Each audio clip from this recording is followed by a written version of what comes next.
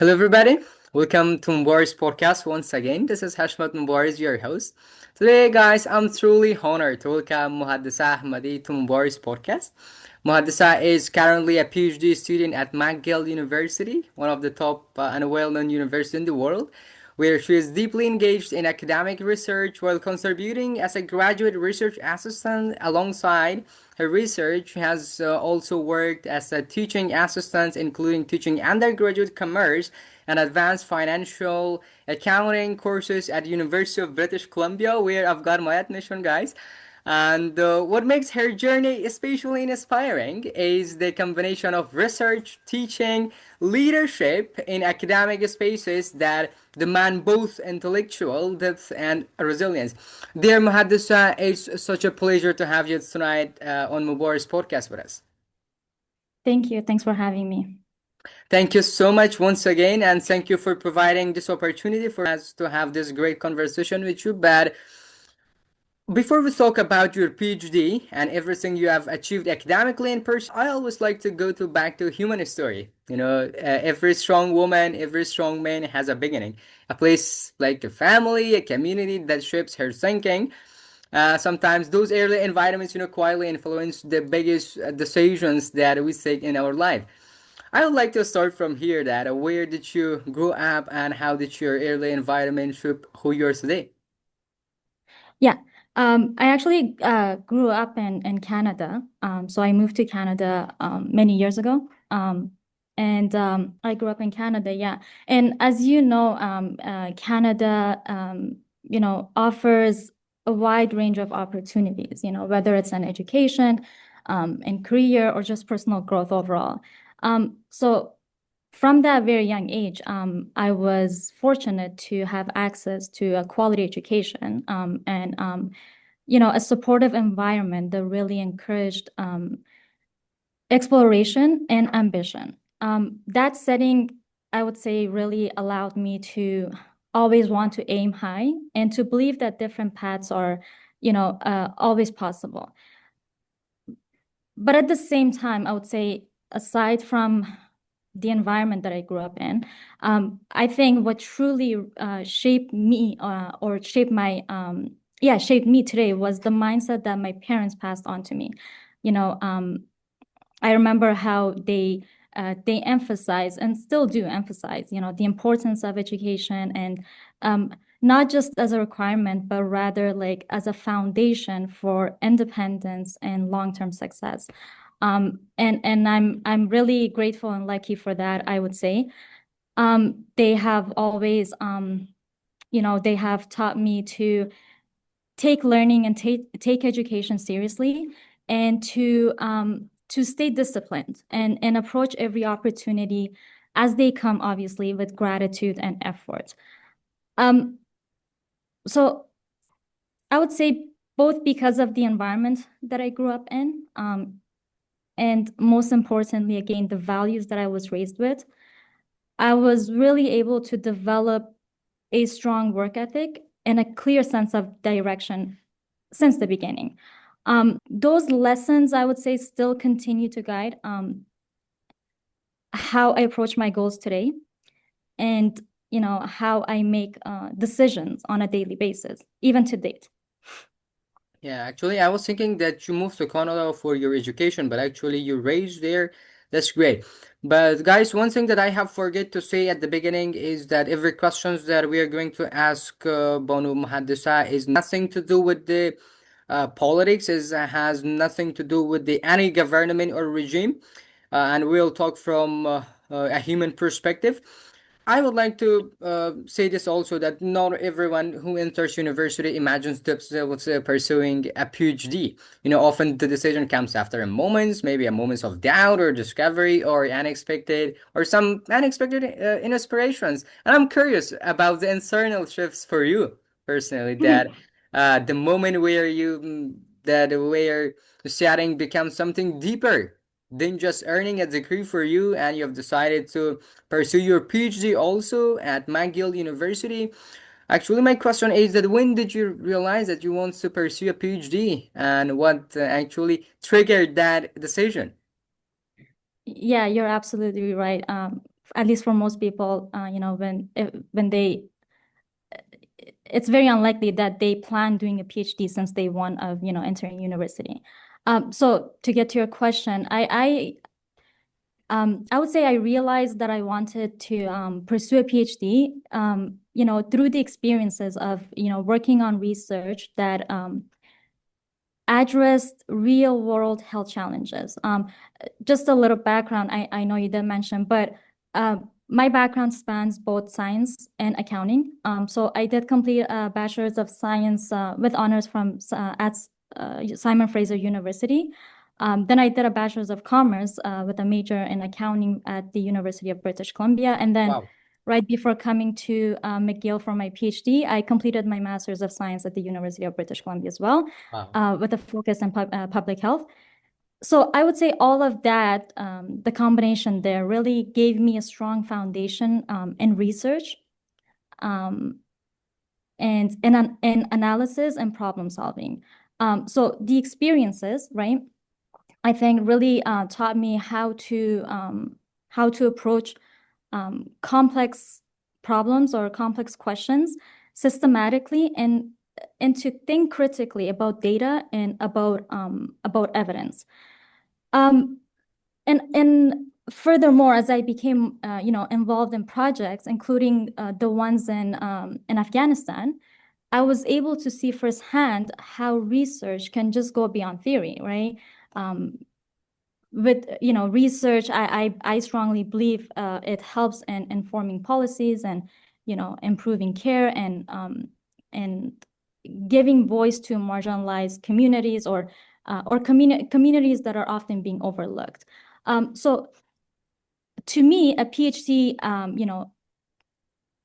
I believe provides me the opportunity to ask deeper questions, develop advanced skills, and contribute solutions that can make meaningful and lasting impact or difference.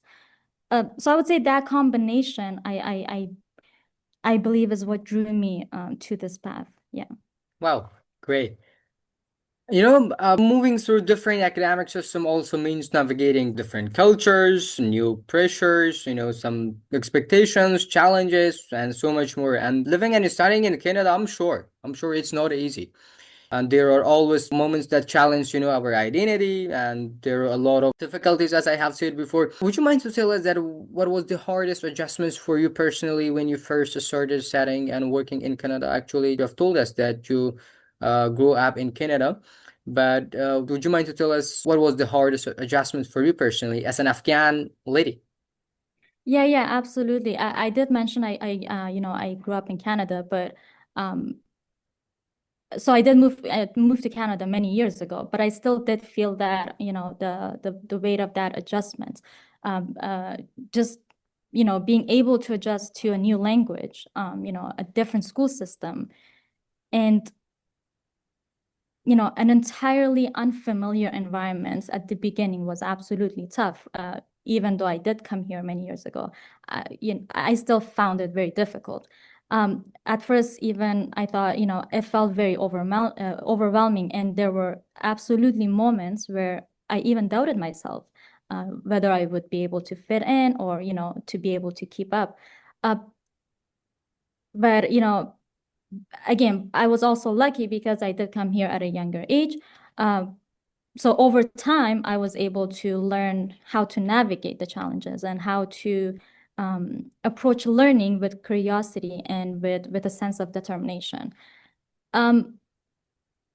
I would say that early experience of stepping into something completely new really taught me how to adapt and how to be able to take initiative and embrace opportunities as they come, obviously. It was absolutely tough, I would say, but it was both easy and tough, in the middle ground, because I did still experience all the, difficulties that many people face when they first immigrate to a new country. But at the same time, I did come here at a younger age, so that probably made it a little bit easier on Yeah. me. Now, Bono Mahadisa, I want to gently shift to something heavier but important. Right now, Mhm. I'm sure you know that girls inside Afghanistan are banned from secondary and higher education, and many dreams are, paused indefinitely. And as someone who is, actively engaging in research and teaching at top institutions in the world, like University of British Columbia, and that contrast, I'm sure, must feel deeply personal. What do you feel when you see Afghan girls being denied the every education that you're pursuing at the highest level?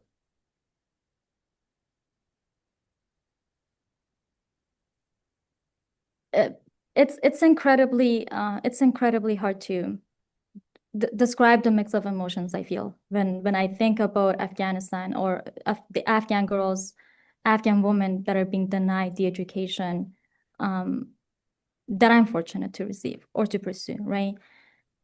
I would say education has shaped my life in profound ways, right? It gave me agency, it helped me build confidence, it gave me purpose and the freedom to explore my path, most importantly.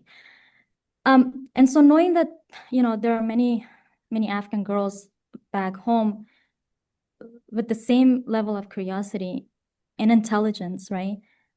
Um, and the potential who are not given the opportunity to go to school or to receive education is absolutely painful, is deeply painful. And as you said, it does feel personal. There's always that sense of frustration and the sense of helplessness that I feel seeing that the doors are being closed, on them. And the painful part of it, the most painful part of it, I would say, is that it's not because of the lack of ability or drive, but because, the opportunity isn't simply there for them. Like um, with every milestone I reach or every academic achievement I had to date, there was always that awareness that came with it. That the awareness that are so many Afghan girls that are being denied the same chance to grow and explore, and discover who they might become. I strongly I strongly believe that, education is not just about knowledge. It's about an independence and about self-expression. Of course. And just thinking about those girls remind me always how vital learning is and how transformative it can be. Um, and Person that awareness, agree. it stays with me. Always it stays with me and it drives me um, to value every moment of learning and every chance um, to grow, Yeah. essentially. Actually, 100% agree with what you have said that education is not just about, personal growth, personal success. We all know this, that education, shapes economics, leadership, the future of a nation, and so much more. And when a country rejects women from universities, from higher education, that damage is generational from my own perspective and from your academic perspective, and the consequences, I'm sure that are measurable and profound. I would like to also ask this question that what do you think Afghanistan risks losing in the long term by shutting down the schools and universities? I think the answer to that is quite obvious, right? It's not just the individual opportunities here that are being taken away from Afghan women. As you mentioned, it's an entire generation of thinkers, right? Right, like of educators, innovators, and the list can go on, right? Who might have been able to shape the future of the country in many countless ways. As I mentioned before, it might sound repetitive. Education is transformative. Like it's not about just about knowledge. It gives perspective and the problem solving skills and the ability to create meaningful change. Um, when you exclude women from education, from learning, right? Almost half of the country's talents and creativity goes unused, right? So just imagine the discoveries that could have been made or the communities that could have that could grow if everybody, regardless of gender, had the equal opportunity to contribute. Um, as I said, communities lose more than skills.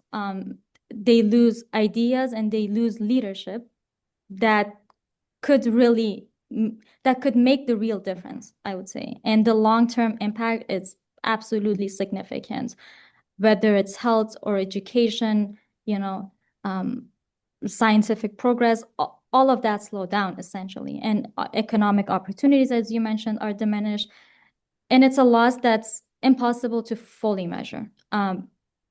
Because it doesn't just impact the individual, it doesn't just impact today, but rather the generations that follow. Because we're speaking about women being denied education, and that absolutely impacts the generations that follow. Being an educated woman in global academic spaces, carries visibility and influence. I'm sure that it does, 100%. And sometimes that visibility comes with pressure, especially when your homeland is in crisis. Uh, I would like to also ask that do you feel, as a human being, as an Afghan lady raising up in Canada, do you feel a responsibility to use your academic platform to do something for your sisters inside Afghanistan, or even to speak about Afghanistan and Afghan women?